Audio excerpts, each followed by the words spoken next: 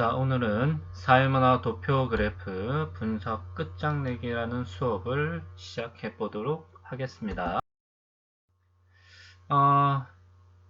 도표는 6가지를 잘 살펴봐야 되는데, 첫 번째, 같은 기준, 다른 기준으로 비율을 가지고 수를 비교하는 겁니다. 두 번째, 변화율, 증감률인데, 이 비율과 다른 변화율 가지고 수가 증가했는지 감소했는지 변화가 없는지 살펴보는 겁니다. 세 번째, 분수식인데 이게 무엇이냐면 비율의 변화를 가지고 수를 비교하는 겁니다. 네 번째가 좀 어려워요. 상대적 평균으로 수를 계산하는 겁니다. 이 부분은 계산 방법이 쉽습니다. 그 부분은 조금 이따가 알려드리겠습니다. 다섯 번째, 여섯 번째는 도표 그래프에 보면 용어가 있고 단서 조건이 있습니다. 그 부분을 다시 한번 잘 살펴보면 해결할 수 있다라는 것입니다. 먼저 첫 번째, 같은 기준, 다른 기준 살펴보겠습니다. 표는 성별 임금 근로자 중 정규직과 비정규직을 구분한 겁니다. 자, 여성 100명 중에서 정규직 임금 근로자가 40, 비정규직 임금 근로자가 60입니다. 남성 임금 근로자 100명 중에서 정규직 임금 근로자가 70, 비정규직 임금 근로자가 30입니다. 자, 그런데 이 여성의 인구수와 남성의 인구수는 같을까요? 아니요, 다릅니다. 이 부분은 알 수가 없죠. 자, 그렇기 때문에 비정규직 임금 근로자의 수는 60과 30입니다. 이 60과 30은 비율이죠, 비율. 비율이 2배입니다. 그런데 여기서 뭐라고 물어봤죠? 수는 여성이 남성의 2배이다? 아닙니다.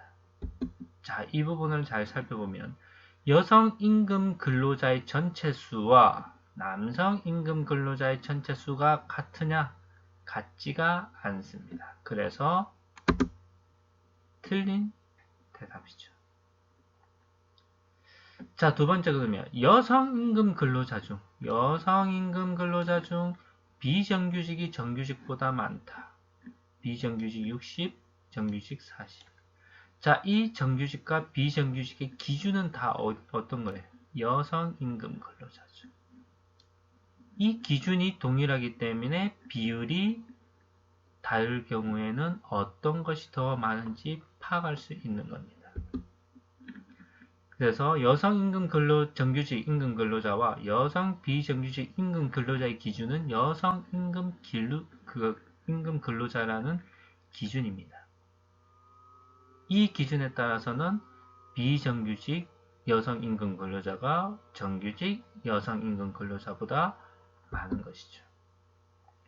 자, 이 첫 번째와 두 번째의 차이는 무엇이냐면 이 부분에서는 정규직과 비정규직이 여성이라는 기준이 동일한 것이고 첫 번째 부분에서는 여성과 남성 임금 근로자 기준이 다르다는 겁니다. 따라서 같은 기준에서는 비율을 가지고 수를 비교할 수 있지만 다른 기준에서는 비율을 가지고 수를 비교할 수가 없다라는 것입니다. 자, 다음 문제를 봅시다. 평가원에서 나왔던 문제입니다. 표는 어느 해의 성별, 교육 수준별, 임금 근로자 중 비정규직 비율을 조사한 겁니다. 자, 그럼 여기서 67.7과 63.8에 해당하는 사항을 한번 비교를 해봅시다. 67.7에 해당하는 사항은 여성, 초졸 이하 여성 임금 근로자 중 비정규직 비율입니다. 자, 이 63.8은 남성, 초졸 이하 임금 근로자 중 비정규직 비율입니다. 어때요? 대상이 같나요? 다르죠? 여기는 초졸 이하는 맞지만 여성 임금 근로자 중에서 이야기하는 것이고 여기는 남성 임금 근로자 중에서 된 것이죠. 따라서 전체 비교 대상 기준이 다르다라는 겁니다. 따라서 수를 비교할 수가 없는 것이죠. 그러면 67.7과 50.4에 해당하는 것도 보겠습니다. 초졸 이하 여성 임금 근로자 중 비정규직 비율. 얘는 중졸 여성 임금 근로자 중 비정규직 비율. 역시 이 비교 기준도 같지가 않죠. 자, 그러면 이 개별 숫자는 각각 다른 겁니다.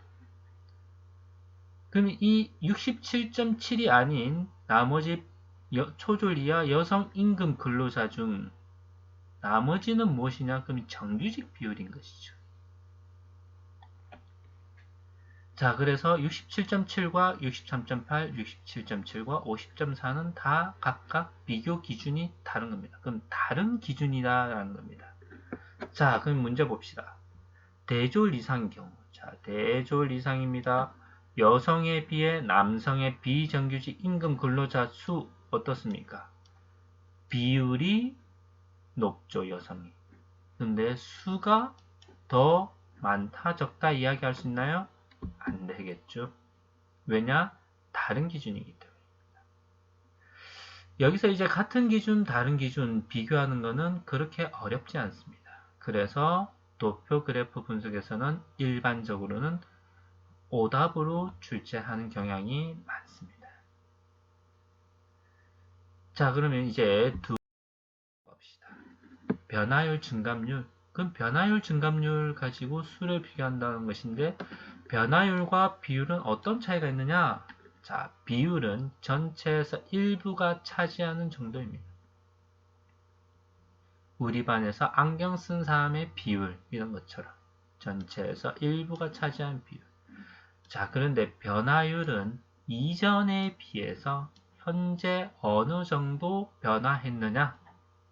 기준이 뭐가 되겠어요? 이전을 기준으로 하는 겁니다. 현재가 이전에 비해서 어느 정도 변화됐느냐? 자, 3월, 4월, 5월 자신의 실력이 어느 정도 성장했느냐? 초등학교 때, 중학교 때, 고등학교 때 여러분들 키가 어느 정도 성장했느냐? 이런 것들 이야기하는 것이죠. 자, 예를 들어 봅시다. 기혼 여성 100명 중에서 경력 단절 여성이 20명이라면 기혼 여성 중 경력 단절 여성 비율은 얼마일까요? 그렇죠. 20%입니다. 100명 중에서 20명이라는 것이죠. 그런데 두 번째는 기혼 여성의 수가 2010년 100명이었습니다. 그런데 2011년에 110명이 되었다면 변화율은 몇 명이 늘어났어요? 10명이 늘어났습니다. 10명이 늘어났다는 것은 과거 이전 100명에 비해서 10명이 늘어났던 것이죠. 그렇다면 변화율은 10%라는 것입니다.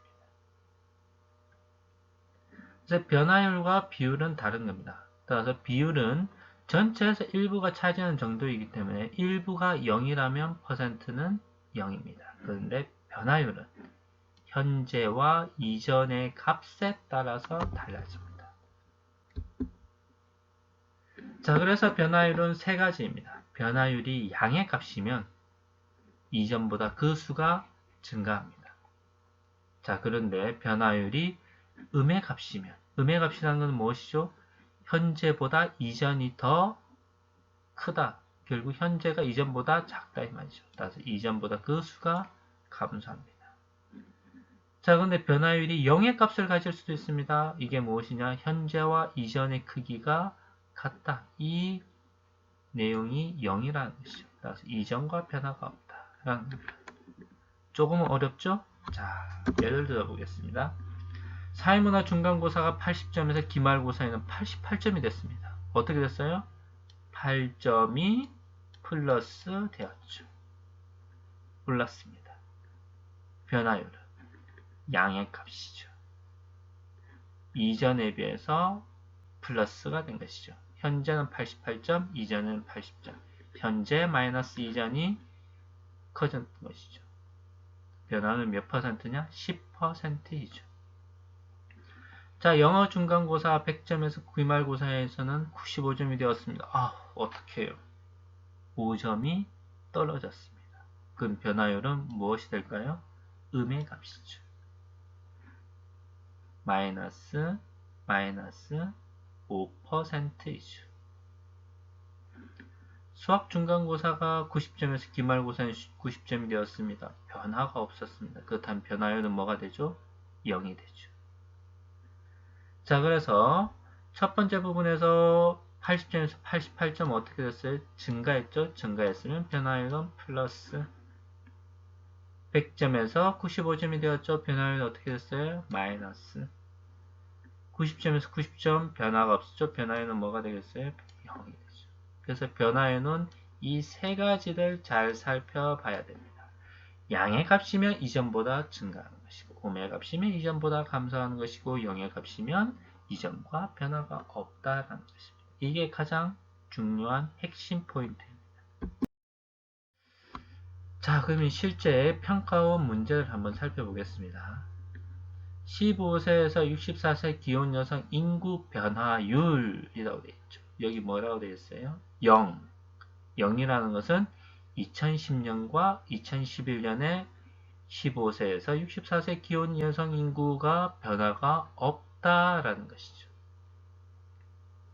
자, 그렇다면 15세에서 64세 기혼 여성의 수가 2010년 100명이라면 2011년 변화가 없죠? 그렇다면 얼마일까요? 100명이죠. 자, 그렇다면 2011년에 비해서 2012년은 어떻게 됐어요? 2%만큼 증가했습니다.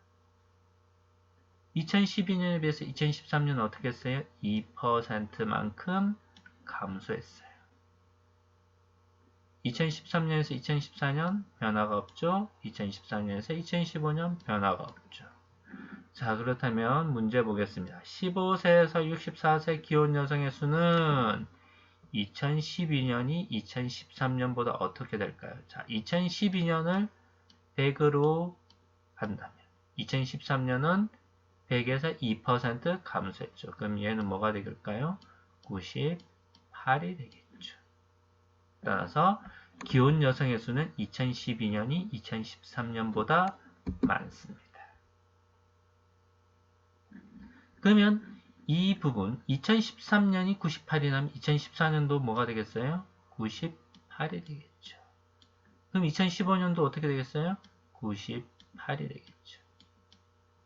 자, 따라서 2013년, 2014년, 2015년은 동일하지만 2012년은 2013, 14, 15년보다 더 많다라는 것이죠. 여기서 중요한 것은 증가율, 변화율이 플러스냐. 얘는 플러스죠. 근데 얘는 마이너스죠. 따라서 플러스와 마이너스를 구분하는 것이 중요합니다. 마이너스면 이전보다 어떻게 된다고요? 그렇죠. 그 수가 감소한다. 플러스면 어떻게 된다고요? 그렇죠. 그 수가 이전보다 증가한다. 그럼 0은 어떻게 된다? 변화가 없다. 이 부분만 정확하게 알면 되겠습니다. 자, 세 번째, 분수식을 이용해서 수를 비교해보자 라고 했는데 이거는 무엇이냐? 비율의 변화를 가지고 수를 파악합니다. 비율이 이전보다 증가했습니다. 비율이 이전보다 감소했습니다. 그러면 수가 어떻게 됐을까? 라고 비교하는 겁니다. 얘는. 자, 예를 들어 보겠습니다. 학급 20명 중에서 안경 쓴 사람은 2명이었습니다. 그럼 몇 퍼센트예요? 20명 중에 2명이니까 10%이죠. 근데 학급 인원수가 40명으로 늘었어요. 안경 쓴 사람은 10명으로 늘어났습니다. 그러면 40분의 10이니까 25%입니다. 비율이 어떻게 됐어요? 증가했죠. 자, 그렇다면 학급 인원수를 한번 보겠습니다. 학급 인원수. 학급 전체 인원수는 20명에서 40명. 몇 배가 증가했어요? 2배가 증가했습니다. 안경 쓴 사람은 몇 배가 증가했어요? 5배가 증가했습니다. 비율은 어떻게 됐어요? 증가했죠. 자, 여기서 보면 비율이 변화했다는 것은 학급 인원 분모의 변화율보다 분자의 변화율이 더 크다라는 것을 알 수가 있습니다. 그래서 비율이 증가했다는 것은 분모의 증가율, 학급 인원 수의 증가율보다 분자의 증가율, 안경 쓴 사람의 증가율이 더 크다. 바꿔서 이야기하면 분모의 증가율보다 분자의 증가율이 더 크다면 어떻게 될까? 비율은 그렇죠. 증가한다.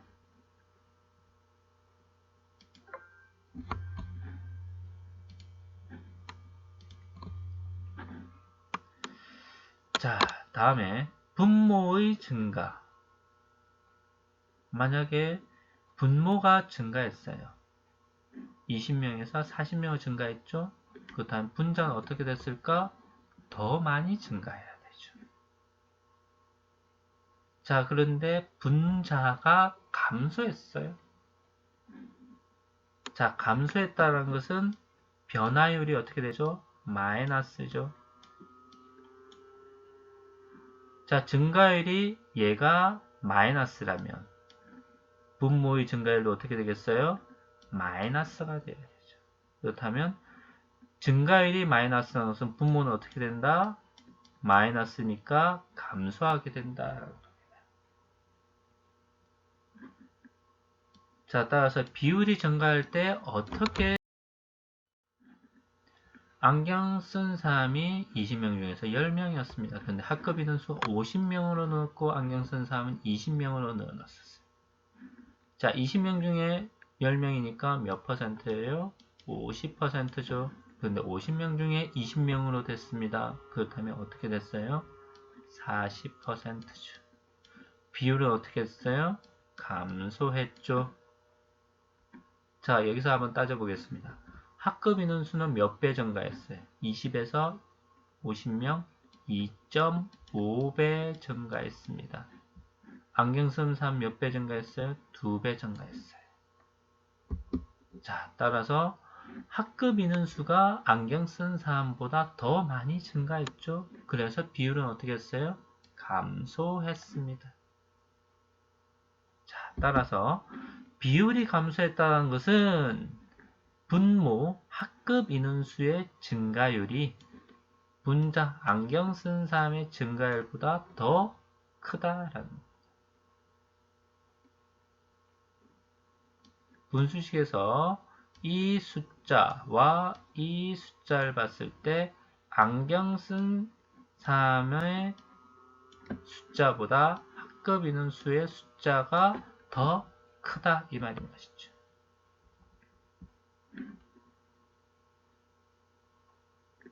그래서 분자의 증가율보다 분모가 더 많이 증가했다 라는 겁니다. 따라서 분자가 증가했다면 분모는 당연히 더 많이 증가해야 됩니다. 왜? 분자가 증가했다는 증가율이 뭐예요? 플러스죠. 그렇다면 분모의 증가율도 당연히 플러스가 되겠죠. 자, 그렇다면 분모가 감소했습니다. 그럼 분모의 증가율은 뭐가 되겠어요? 마이너스죠. 그럼 분자의 증가율은 뭐가 되겠어요? 얘가 마이너스라면 얘도 마이너스가 되어야 되죠. 자, 세 번째. 학급에서 20명 중 안경 쓴 사람이 10명입니다. 그럼 몇 퍼센트예요? 50%. 학급 인원수가 40명을 넣었고 안경 쓴 사람 20명이 됐으면 몇 퍼센트? 역시 50%. 비율은 어떻게 됐어요? 변화가 없죠. 학급 인원수 몇 배 증가했어요? 2배. 안경 쓴 사람 몇 배 증가했어요? 2배. 변화가 없습니다. 자, 비율의 변화가 없다는 것은 분모의 증가율과 분자의 증가율이 같다. 얘가 2배 증가하면 얘도 2배, 얘가 5배 증가하면 얘도 5배 증가한다. 그럼 얘가 감소했으면 얘도 감소한다. 이렇게 이야기할 수 있는 것이죠. 실제 문제를 한번 보겠습니다. A국의 사회지표 추이인데 대학 진학률 보면 고등학교 졸업자 수분의 대학 진학자 수입니다. 70년 대비 2010년 70년 대학 진학률은 27%입니다. 2010년 몇 퍼센트 됐어요? 82%가 되었습니다. 비율이 어떻게 됐어요? 증가했죠. 자, 비율이 증가했을 때 분모와 분자, 이 분모와 분자의 크기를 비교합니다. 고등학교 졸업자 증가율, 분모죠? 분모, 대학교 진학자 증가율, 분자입니다. 자, 그렇다면 비율이 증가했던 분모의 증가율이 크겠어요? 분자의 증가율이 크겠어요? 분자의 증가율이 더 큰 것이죠. 따라서 대학 진학자 증가율이 고등학교 졸업자 증가율보다 더 큰 것입니다. 맞는 내용이죠. 자, 네 번째. 이 부분은 어렵습니다. 상대적 평균을 비교해서 수를 계산하자는 것인데 이게 무엇이냐? 비율이 있는데 이 비율을 가지고 수를 역시 계산하는 겁니다. 각국에서 A지역의 종교인은 20%, B지역의 종교인은 50%입니다. 전체 종교인은 42.5라고 했을 때 어느 지역의 종교인이 얼마나 더 많으냐? 난감합니다. 너무 어렵게 느껴지죠? 자, 우선은 첫 번째 부분은 어디 지역에 많은지는 간단하게 비교할 수 있습니다. 만약 전체 평균이 42.5로서 50%에 가까워 50%의 수가 더 많다 이렇게 했는데 무슨 말인지 어렵죠? 자, 예를 들어 보겠습니다. A지역과 B지역의 총 인구수가 100명이다 라고 한다면 어떻게 될까요? A지역의 종교는 20%니까 20명, B지역의 종교인은 50명이죠. 그러면 전체는 200명 중에서 70명 몇 퍼센트예요? 35%입니다. 그렇죠? 자, 그런데 A지역의 인구와 B지역의 인구수가 다르다면 어떻게 될까? 두 번째를 보겠습니다. B지역의 인구가 A지역의 인구보다 더 많습니다. 그죠?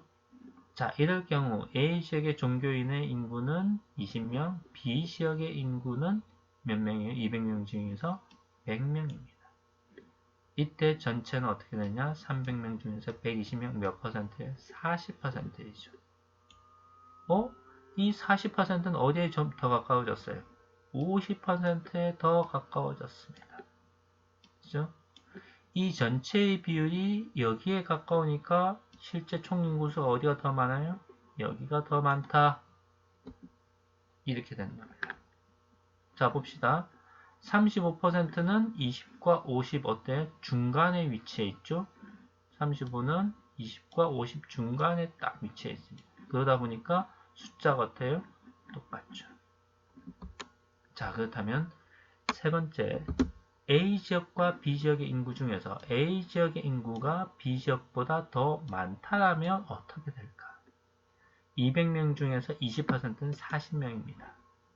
100명 중에서 50%는 50명입니다. 그럼 전체는 300명 중에서 90%죠. 비율은 몇 퍼센트예요? 30%네요.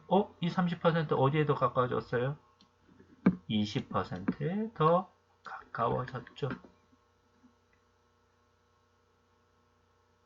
자, 여기서 이 비율, 전체의 비율이 어디에 더 가까우냐에 따라서 그 수가 더 많다, 적다, 단순하게 비교할 수 있습니다. 과거에는 이렇게 출제가 된 적도 있었습니다. 그런데 최근에는 어디가 더 많으냐, 얼마나 더 많으냐 이걸 물어보는 경우도 있다라는 겁니다. 특히 수능 연계 교재에서도 이 부분을 물어보기도 합니다. 그래서 이 부분을 잘 살펴봐야 되겠습니다. 자, 계산하는 방법은 두 가지가 있는데 부분만 적극 추천합니다. 상당히 어렵게 진술이 되어 있죠. 해당 비율과 전체 비율 간의 퍼센트 포인트가 뭐냐?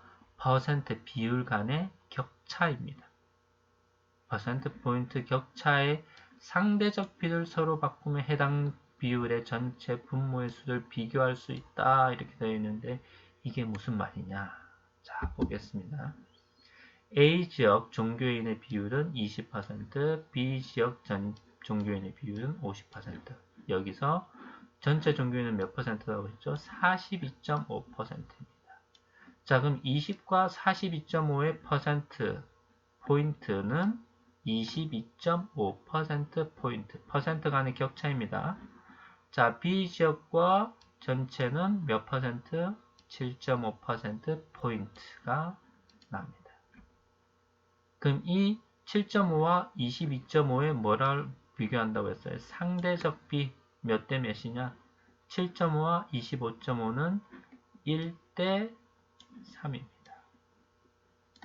퍼센트 포인트는 1대 3입니다. 그러면 이 3은 어디에다가 곱하느냐? B지역에다가 곱합니다. 그럼 이 1은 어디에 곱하느냐? A지역에다가 곱합니다. 그럼 A지역의 인구수가 1일 때 B지역의 인구수는 뭐가 되느냐? 3이 된다 이 말입니다. 그럼 계산해 봅시다. A지역을 100명으로 할 때 B지역은 얼마가 된다고요? 300명이죠. 그럼 전체 인구수는 400명이죠. 자, 100명의 20%는 몇 명이에요? 20명. 300명의 50%는 몇 명이에요? 150명. 그럼 전체 종교인의 수는 170명. 400분의 170 몇 퍼센트예요? 42.5%죠. 자, 앞서 우리가 첫 번째 살펴본 것은 수가 어디가 더 많냐? 단순 비교였습니다. 단순 비교. 이 42.5가 50에 더 가까우니까 B지역의 인구수가 더 많구나 라는 정도는 하겠습니다. 근데 지금은 어때요? 어디가 더 많으냐? A지역의 인구보다 B지역의 인구가 몇 배 더 많아요? 3배 더 많다라는 것을 알 수가 있죠. 이렇게 계산하면 편합니다. 퍼센트 포인트의 격차를 구해서 이 상대적 비를 가지고 역으로 계산하면 된다. 계산하려면 이렇게 계산을 해야 됩니다. 방정식을 이용해야 돼요. 상당히 까다롭죠. 실제 보겠습니다. A지역의 총인구수를 1이라고 가정할 때 B지역의 총인구수를 X라고 할 수 있습니다. 그러면 전체 인구수는 1 플러스 X이죠. 그럼 종교인의 수는 여기에다가 20%를 곱하는 거죠. 0.1을 곱해야 되는데 그냥 20만 곱하다고 해보겠습니다. B지역은 50%, 0.5를 곱해야 되는데 그냥 50을 곱한다고 해보겠습니다. 그럼 전체는 42.5에 1 플러스 X를 곱하는 것이죠. 자, 계산하면 20과 50X는 42.5 플러스 42.5X이죠. 7.5X는 22.5, X는 얼마예요? 3. 얘가 1일 때 얘가 얼마예요? 3. 그럼 얘가 100이면 얘는 얼마예요? 300. 앞서 우리가 계산했던 방법, 첫 번째 계산했던 방법 나왔죠. 이렇게 하려면 우리가 일일이 방정식을 이용해서 계산해야 됩니다. 어떤 게 더 편할까요? 그렇죠. 앞서 나왔던 퍼센트 포인트의 격차를 이용해서 상대적 비를 비교하면 어디가 더 많은지 그 분모의 수를 파악할 수가 있다는 것이 중요합니다. 실제 계산을 한번 해보겠습니다. 남성 신도와 여성 신도가 있습니다. 전체 신도가 있죠. 이 부분을 조금 더 구체적으로 살펴보면 자, 비종교 남성 신도는 12.5, 여성 신도는 25. 전체 신도는 얼마예요? 20%. 자, 퍼센트 포인트 격차, 퍼센트 포인트 봅니다. 12.5와 20% 퍼센트 포인트는 몇 퍼센트 포인트? 7.5% 포인트. 20과 25는 몇 퍼센트 포인트? 5% 포인트. 그럼 몇 대 몇이에요? 2대 3. 자, 이 3은 어디에 곱한다? 여성. 이 2는 어디에 곱한다? 남성. 자, 그러면 남성이 200일 때 여성은 얼마가 돼요? 300. 그럼 전체는 얼마가 돼요? 500. 그렇죠? 자, 그러면 200분의 12.5 얼마예요? 25명. 300분의 25%는 얼마예요? 75명. 그럼 전체가 얼마가 돼요? 100명이 되죠. 그럼 500분의 100명이니까 몇 퍼센트? 20% 나온다. 맞죠? 자, 그렇다면 문제를 보겠습니다. 비종교를 믿는 여성 인구는 25%입니다. 비종교를 믿는 남성 인구는 몇 퍼센트예요? 12.5%입니다. 몇 명이에요? 25명이었죠? 여기는 몇 명이었어요? 75명이었죠. 몇 배예요? 3배죠. 맞는 내용입니다. 두 번째 거 보겠습니다. A 종교를 믿는 남성 인구, A 종교를 믿는 남성 인구 25%, B 종교를 믿는 여성 인구 몇 퍼센트? 25% 같나요? 같지가 않죠. 왜? 여성의 수가 남성의 수보다 더 많기 때문에. 따라서 B 종교를 믿는 여성의 인구 수가 A 종교를 믿는 남성의 수보다 더 많죠. 따라서 틀린 내용. 이 정도는 할 수가 있습니다. 근데 요렇게 나왔을 때 상당히 어렵게 느껴질 수 있죠. 이 부분이 평가원에서 나왔던 문제입니다. 학생들이 어려워했겠죠. 근데 지금은 퍼센트 포인트의 격차를 계산하면 얼마든지 극복할 수 있습니다. 자, 다섯 어렵지 않습니다. 개념 용어의 정확성을 잘 살펴보자 라고 했습니다. 이게 무슨 말이냐? 자, 표는 남녀 간 평균 임금 격차라고 했습니다. 근데 문제에서 뭐를 물어봤어요? 남녀 간 평균 임금의 차이 같은 말인가요? 다르죠. 평균 임금 격차가 33% 같죠. 임금의 차이가 같은 것이 아니죠. 따라서 틀린 것입니다. 그래서 여기서 중요한 것은 개념, 용어가 얼마만큼 정확하냐 이 부분을 파악하는 겁니다. 단서 조건 다시 보자라는 겁니다. 이 단서 조건 노령화 지수 이 부분이죠. 이 부분. 유소년 인구분의 노년 인구. 그럼 어디가 더 많으냐? 유소년 인구가 100을 기준으로 했을 때 노년 인구가 얼마냐? 이거 이야기합니다. 그러면 100을 기준으로 했을 때 노년은 10, 100을 기준으로 했을 때 노년은 20, 100을 기준으로 했을 때 노년은 60, 90. 자, 이 부분에서 봤을 때 90년에는 그럼 유소년 인구가 더 많죠. 당연히 2010년에도 유소년 인구가 더 많습니다. 이거 틀린 거 아니냐? 라고 할 수 있는데 문제에서는 뭐라고 했느냐? 진위 여부를 검증할 수 있는 진술이라고 했습니다. 진위 여부라는 것은 옳고 그름, 맞냐 틀리냐 라고 이야기하는 겁니다. 그럼 얘는 틀린 분석이다 라는 것이 나왔죠. 틀린 분석이기 때문에 진위 여부를 검증할 수가 있습니다. 그래서 얘는 맞는 내용입니다. 그런데 만약 이 부분이 없었다면 어떻게 됐을까? 틀린 내용이죠. 분석과 검증할 수 있는 것은 다릅니다.